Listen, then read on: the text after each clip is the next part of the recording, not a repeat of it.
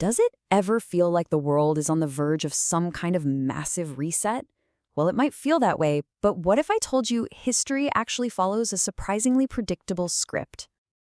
Okay, so let's dive into this huge idea from the legendary investor Ray Dalio.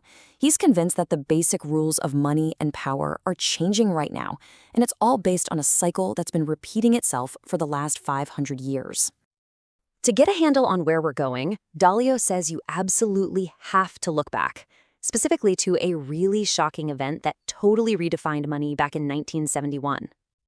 Now, I know that sounds incredibly dramatic, but it's pretty much what happened. The US was spending way more than it had, basically writing paper checks that it couldn't cash for the gold it had in its vaults. And this, well, it led to a global run on its gold reserves. So on live television, President Nixon just went on air and bam, severed the US dollar's link to gold. In a single moment, the very definition of money for the entire world just changed. This was an absolutely critical moment for the US dollar, which, is the world's reserve currency. See, the ability to print more money without being tied to gold is a massive advantage. And this whole episode taught Dalio a crucial lesson about how empires and their money really work. And that's when Dalio had this big realization. What happened in 71 wasn't some kind of one-off crisis. Nope, it was just one phase in a timeless, universal pattern that he calls the big cycle. Here's the key metaphor he uses, and it's brilliant. Think of an empire like a person. It's born, it matures, and eventually it declines. This lets us see history not as just random chaos, but as a kind of rhythm, driven by cause and effect relationships that just repeat over and over again. An empire rises on the back of things like strong education and innovation. Then it prospers at the top, enjoying all that peace and wealth. But that very success, it plants the seeds of its own decline. Things like growing debt, massive wealth gaps, and just becoming less competitive. So just like a doctor checks your vitals, Dalio measures the health of an empire by tracking these 8 key signs.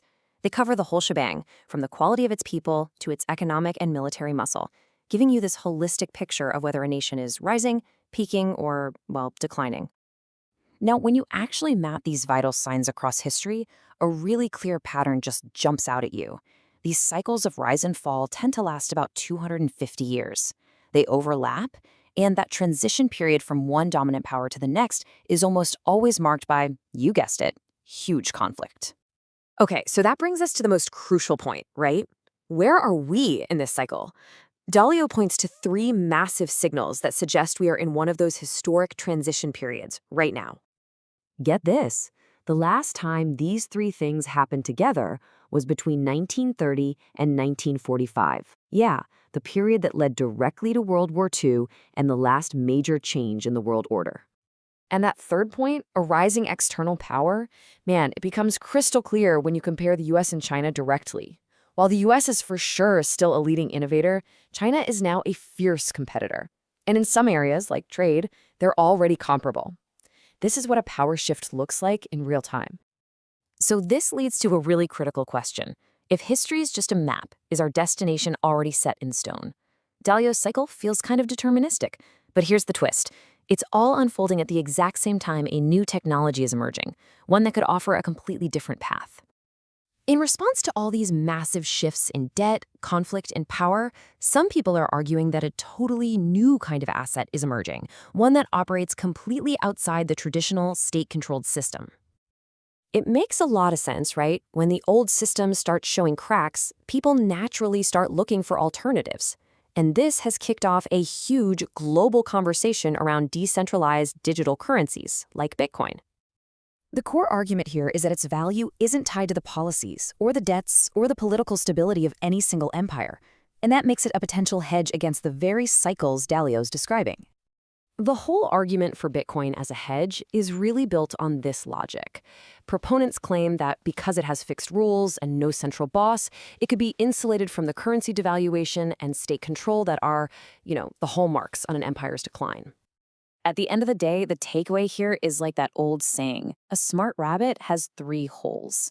It's not about predicting the future. It's about having flexibility and options when the very ground beneath your feet is shifting. And this leaves us with a final provocative thought.